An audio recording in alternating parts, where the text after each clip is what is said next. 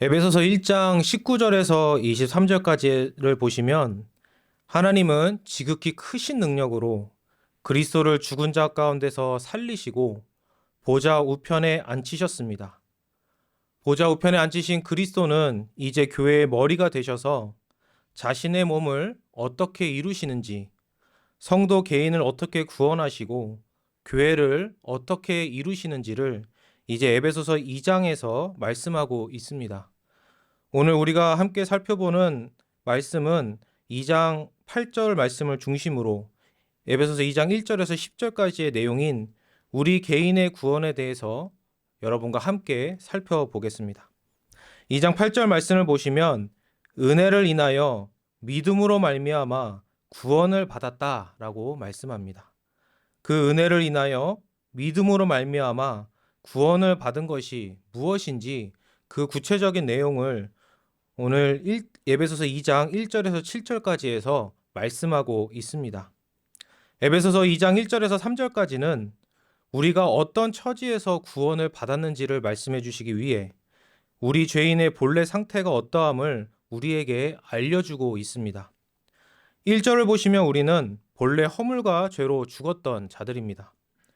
허물과 죄로 죽었다는 것을 2절과 3절에서 구체적으로 설명하고 있는데 2절을 보시면 허물과 죄 가운데서 행하여 이 세상 풍조를 따르고 공중의 권세 잡은 자를 따랐다라고 말씀하는데 그 공중의 권세 잡은 자, 곧 사탄은 불순종의 아들들 가운데서 역사하는 영입니다.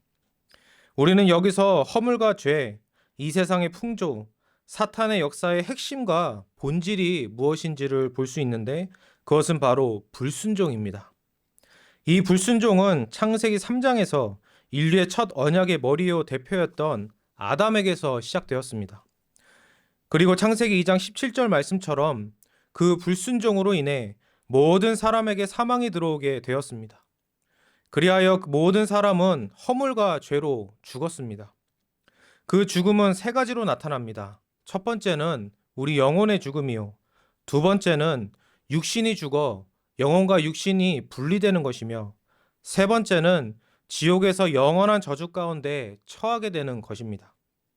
오늘 1절에서 말씀하는 죽음은 이 중에서도 첫 번째 죽음인 우리 영혼의 죽음을 의미합니다. 영혼의 죽음은 하나님과의 관계가 단절되었음을 의미합니다. 그로 인해 죄인은 하나님의 본래 인간에게 주신 것을 상실하였는데 그것은 바로 하나님을 아는 지식과 의와 거룩함입니다. 하나님을 아는 지식을 상실한 죄인은 이 세상 풍조에 따라 온갖 우상과 미신을 따르고 숭배하며 온갖 거짓들을 진리로 믿으며 어리석게 살아가게 되었습니다. 의를 상실한 죄인은 범죄한 아담과 하와처럼 하나님의 진노와 심판에 대한 두려움으로 하나님의 낯을 피하여 숨는 존재가 되었습니다. 그리하여 하나님과 언약을 맺은 그 거룩한 구별에서 스스로 벗어나 죄와 사망과 사탄의 종이 된 것입니다.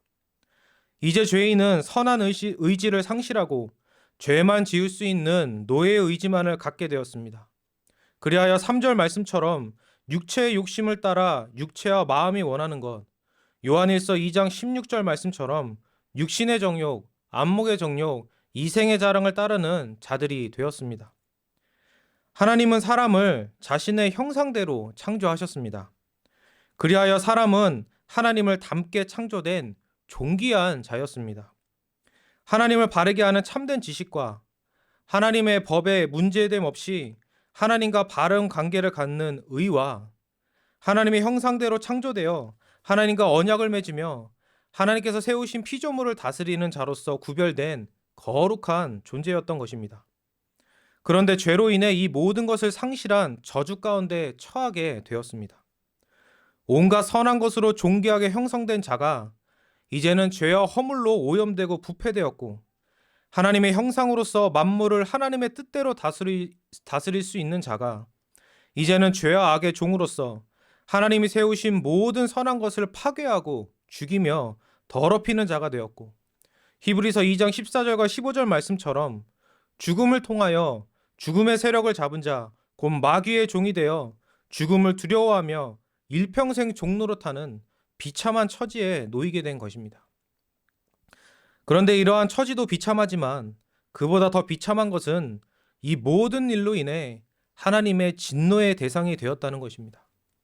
그토록 존귀하게 창조되어 하나님께 온갖 좋은 것을 받은 자가 그 은혜를 귀하게 여기지 않고 오히려 하나님을 반역하며 하나님이 세우신 모든 선한 것을 파괴하는 자가 되었기 때문에 죄인과 그들의 죄에 대한 하나님의 진노는 지극히 큰 것입니다. 그러므로 모든 사람은 로마서 1장 32절의 말씀처럼 사형에 해당하는 자들이 되었고, 사형에 해당함을 알면서도 자신만 죄를 지을 뿐만 아니라 다른 사람의 죄를 옳다 하는 처지에까지 이르게 되었습니다.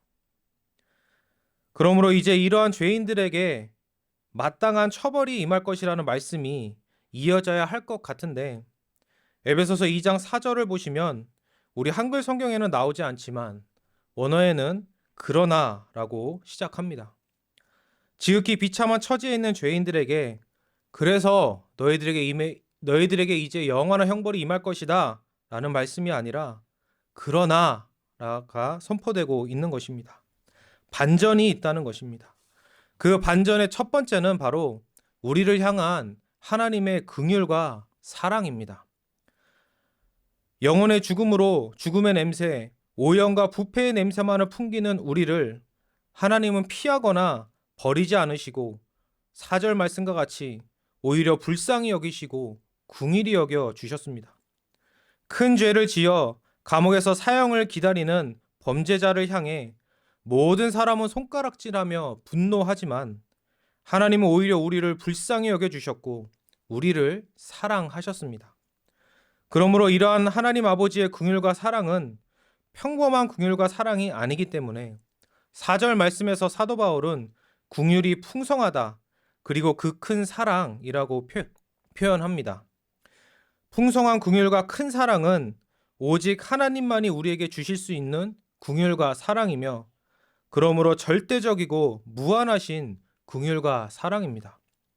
그래서 4절 말씀에 나오는 사랑은 원어로 아가페입니다. 오직 하나님만이 우리에게 주시는 절대적인 사랑인 것입니다. 그래서 그 사랑은 그 큰 사랑입니다. 요한복음 3장 16절의 표현대로 하면 이처럼 사랑하사입니다. 우리를 이처럼 사랑하신 하나님 아버지는 이제 그리스도 안에서 우리에게 그분의 사랑을 나타내 보이셨는데 그것은 허물과 죄로 죽은 우리를 그리스도와 함께 살리신 것입니다. 5절을 보시면 하나님은 우리를 그리스도와 함께 살리셨고 6절에서는 함께 일으키셨으며 함께 하늘에 앉히셨다라고 말씀합니다. 예수님을 믿어 그분과 연합된 우리에게는 예수님이 우리를 위해 다 이루신 구원이 주어졌습니다. 예수님은 우리의 머리로서 하나님 보좌 우편에 앉아 계십니다. 그곳에서 사탄의 머리를 깨시고 우리를 붙잡고 있던 악한 세력을 이기시고 이제 우리를 자유하게 하셨습니다. 골로새서 1장 13절 말씀처럼 흑암의 권세에서 건져내사 그의 사랑의 아들의 나라로 옮기신 것입니다. 이제 우리는 불순종의 아들들 가운데서 역사하는 영의 통치가 아니라 우리의 머리이신 그리스도의 주권과 통치와 그 다스리심 아래 있는 것입니다. 또한 우리는 그리스도의 부활을 통해 이 땅에서 우리의 영혼의 부활, 즉 거듭남의 은혜를 얻게 되었습니다. 하나님은 죽었던 우리의 영혼을 성령으로 살리셨습니다. 에스겔 37장에서 마른 뼈들이 살아난 것처럼 죽어 악취를 풍기던 우리가 이제 다시 살아나게 된 것입니다.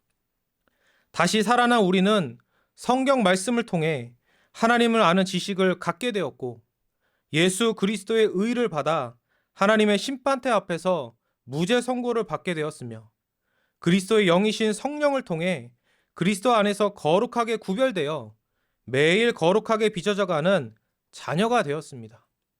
아담의 죄로 인해 상실한 이 모든 것들을 하나님은 이렇게 우리에게 회복시켜 주셨습니다. 또한 우리는 그리스도 안에서 함께 하늘에 앉았습니다. 우리는 비록 지금 이 땅에 있지만 우리의 머리이신 그리스도는 지금 하나님 보좌 우편에 앉아 계십니다. 그런데 그분과 함께 우리도 그 자리에 앉았다라는 것은 그리스도와 우리가 긴밀하게 연합하였다는 것을 의미합니다. 또한 보좌 우편에 계신 그리스도는 하나님의 자녀요, 우리를 위한 중보자로서 선지자, 제사장, 왕이신데 그리스도 안에서 우리도 그리스도와 함께 하나님의 자녀요, 왕 같은 제사장으로서 세움을 받았습니다. 그래서 우리는 이 땅에서 우리에게 주신 하나님의 자녀라는 신분이 얼마나 높고 존귀한 은혜인지를 생각해야 합니다. 우리는 사형수라는 신분 가운데 죄와 사망과 사탄의 종이라는 지극히 비참한 처지에 놓여 있었지만 하나님은 그리스도 안에서 그 가장 비참한 처지에 놓여 있던 우리를 잡고 일으키셔서 끌어올리셔서 지극히 높은 자리, 그리스도와 함께 하늘에 앉은 그 자리, 곧 하나님의 자녀라는 그 높고 존귀한 자리에 우리를 앉히신 것입니다. 우리가 얼마나 높은 자리에 앉게 되었는지 우리는 알아야 합니다. 또한 우리는 이 땅을 떠나는 그날 보좌 우편에 계신 그리스도께 가게 될 것입니다. 그리고 장차 그리스도께서 오시면 몸의 부활과 영화의 은혜를 입은 후 천국에 들어가게 될 것입니다. 그리하여 우리는 천국에 들어가 그리스도와 함께 영원히 복된 삶을 누리며 왕노릇하게 될 것입니다. 그리스도 예수 안에서 함께 하늘에 앉히셨다는 말씀을 통해 우리는 우리에게 주어진 이러한 세 가지 은혜를 생각해 볼 수 있는 것입니다. 이것이 8절에서 말씀하신 우리에게 주신 구원입니다. 이 구원은 아버지의 사랑과 아들의 공로로 말미암아 성령이 주신 믿음으로 받게 된 것입니다. 믿음으로 그리스도와 연합하여 그리스도께서 다 이루신 의로 부활과 천국에 들어가게 된 그 구원을 얻게 되었다는 것을 오늘 함께 읽으신 2장 8절에서 말씀하고 있는 것입니다. 이 구원을 10절 말씀에서는 그리스도 예수 안에서 선한 일을 위해 지으심을 받은 자가 되었다라고 말씀합니다. 여기서 지으심이라는 단어는 창조라는 의미가 있습니다. 곧 그리스도께서 그리스도 예수 안에서 우리가 거듭나고 새롭게 되고 의롭다 여김받고 자녀되고 거룩하게 빚어져 가다가 부활하고 영화롭게 되어 천국에 들어가는 이 모든 것은 하나님이 우리를 재창조하시는 은혜의 사역이라는 것을 말씀하고 있는 것입니다. 제가 유튜브에서 본 영상이 하나가 있습니다. 그 유튜버는 1900년대 초중반에 버려진 물건들을 다시 새롭게 만드는 사람입니다. 제가 그분이 새롭게 복원하는 것을 처음 봤을 때 참으로 놀랐던 기억이 있습니다. 그 몇십 년, 몇백 년이 되어서 완전히 녹슬고 깨진 도끼나 이러한 철들을 여러 과정을 통해 완전히 새롭게 만드는 것을 봤었는데 깨진 곳은 떼우고 그것을 어떤 용액에 넣고 어떤 물질로 녹슨 것을 없애고 갈고 또 갈아서 갈색이고 검정색이었던 쇠를 아주 반짝이는 은처럼 완전히 새롭게 만드는 것을 보면서 참 기분이 좋아졌던 기억이 있습니다. 그런데 그때 저는 하나님이 이런 마음이시겠구나 라는 생각을 하였습니다. 죄로 오염되어 부패하고 무능력하게 되어 아무 쓸모없어 버려진 죄인을 그냥 버려진 채 두지 않으시고 그를 그리스도 안에서 그리스도의 피로 깨끗이 씻으시고 요한계시록 7장 14절 말씀처럼 새하얀 흰옷을 우리에게 입히시고 스가랴 3장 4절의 말씀처럼 여호수아에게 입히셨던 그 아름다운 옷 그리스도의 의의 옷을 우리에게 입히셔서 그러한 우리를 자녀로 삼으시고 자녀 삼으신 우리의 남은 더러움들 본성의 부패함들을 이 땅에서 하나님의 그 귀한 말씀과 성령으로 갈고 가르셔서 깨끗하게 하시고 그리고 부활의 그때 우리를 영화롭게 하셔서 다시는 죄를 지을 수 없는 존재로 만드시는 그 재창조의 완성을 통해 우리를 완전한 자로 세우시는 것을 하나님께서 얼마나 기뻐하시는지를 생각해 보게 된 것입니다. 죄인은 하나님의 진노의 대상이지만 선택받은 우리는 스바냐 3장 17절 말씀처럼 하나님의 기쁨의 대상입니다. 하나님께서 우리를 선택하신 뜻을 기뻐하시는 뜻이라고 말하는 이유는 그분의 절대 주권을 의미하는 것도 있지만 또한 우리를 마지막 때 영화롭게 하실 그것을 미리 보시고 죄로 오염되어 부패한 자가 그리스도 안에서 영화롭게 된 그 우리의 모습을 너무도 기뻐하셨고 즐거워하셨기 때문입니다. 이제 2장 8절에서는 이 모든 은혜를 우리가 믿음으로 받았는데 그것이 모두 하나님의 선물이다 라고 말씀합니다. 그 은혜에 의하여는 아버지의 사랑과 아들의 공로에 의하여를 의미하며 믿음으로 말미암아는 성령이 우리에게 주신 그 믿음을 통해 그래서 그리스도와 연합되고 그 부활에 참여하고 그리스도께서 하나님 보좌 우편에 계신 그 은혜까지 참여한 그 은혜를 통해서 우리가 구원을 받았는데 그 구원은 바로 앞서 말씀드린 것처럼 거듭남으로부터 우리의 믿음과 회개와 그리스도 안에서 의롭게 여김 받음과 자녀됨과 거룩하게 빚어져감과 부활과 영화롭게 됨 이러한 구원의 은혜를 우리가 받게 되었는데 이 모든 것이 다 하나님의 선물이다 라고 말씀하고 있습니다. 행위에서 난 것이 아니라 나에게서 난 것이 아니라 내가 값을 주고 산 것이 아니라 하나님께서 주신 선물이다 라고 말씀하고 있는 것입니다. 하나님께서도 저에게 참으로 많은 선물을 주셨습니다. 그 가운데서도 제가 목회하고 신학을 하는 데 있어서 하나님께서 저에게 3가지 큰 선물을 주셨는데 그것은 제 은사님이신 담임 목사님과 또 제 아내와 그리고 헤르만 바빙크라는 우리 믿음의 선배가 쓴 개혁교회학이라는 책입니다. 하나님은 담임 목사님을 통해 제가 바른 신학을 계승할 수 있도록 잘 배우게 하셨습니다. 그리고 아내를 통해서는 제가 어려울 때마다 늘 격려를 받게 하셨습니다.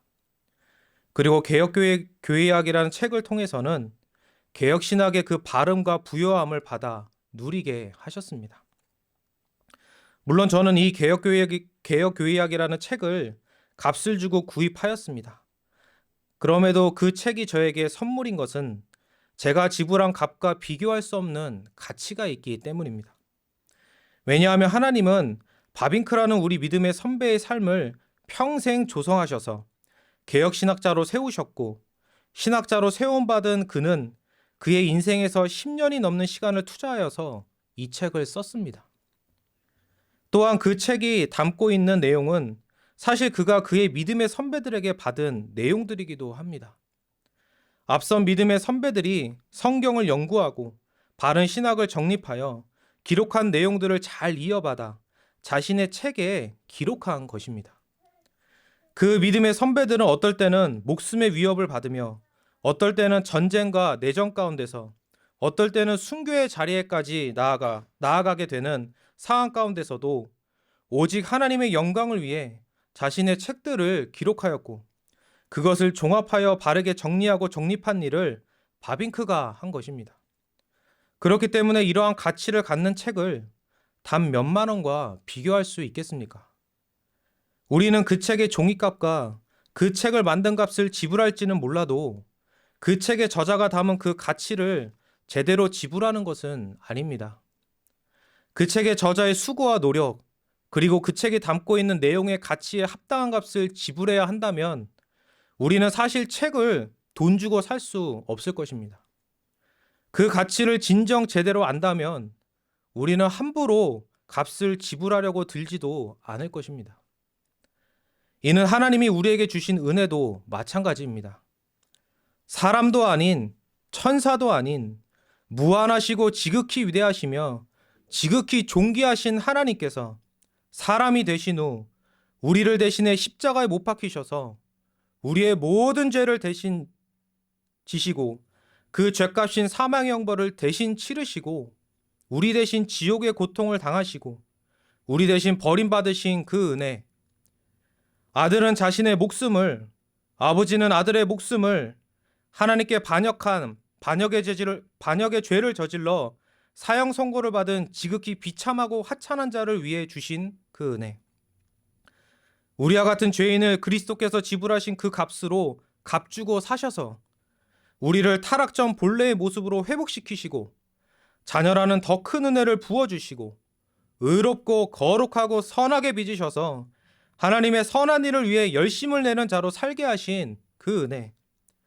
그리스도 다시 오실 때 영화롭게 하시어 다시는 죄도 죽음도 없는 그곳에서 영원한 복된 삶을 누리게 하신 이 모든 은혜를 위한 값을 우리가 지불할 수 있겠습니까? 그 가치에 합당한 값이 우리에게도 있지 않을 뿐더러 그 값이 있다고 해도 우리는 죄인이어서 지불할 자격도 없습니다. 그래서 선물이 아니면 우리는 그 크신 은혜를 받을 수 없는 것입니다. 또한 하나님께서 자신의 은혜를 선물로 주심은 주신 선물과 그 선물을 주신 자에게 주목하게 하시기 위함입니다. 우리는 우리가 값을 지불하여 무엇인가를 사게 되면 내가 지불한 값에 합당한지를 따지게 되고 지불해야 할 값을 위해 노력해야 되고 그리하여 노력한 자신에게 주목하게 됩니다. 또한 여러 이유로 정작 값 주고 산 것은 누리지 못하고 값을 얼마나 지불했는지 자랑하며 그러한 값을 마련한 자신을 자랑하며 그 값에 모자란 것을 비난하고 비판하며 그러한 값을 준비하지 못한 다른 사람을 비난하기도 합니다. 그래서 하나님께서 그 크신 은혜를 선물로 주심은 나와 내가 지불한 값에 주목하지 말고 그 선물을 주신 하나님과 하나님께서 주신 선물인 그리스도와 그리스도 안에서 우리가 받아 누리게 된 거듭남, 자녀됨과 하나님 아는 지식과 칭의와 성화와 영화의 이 모든 구원의 은혜에 주목하여 잘 누리라는 데 있습니다.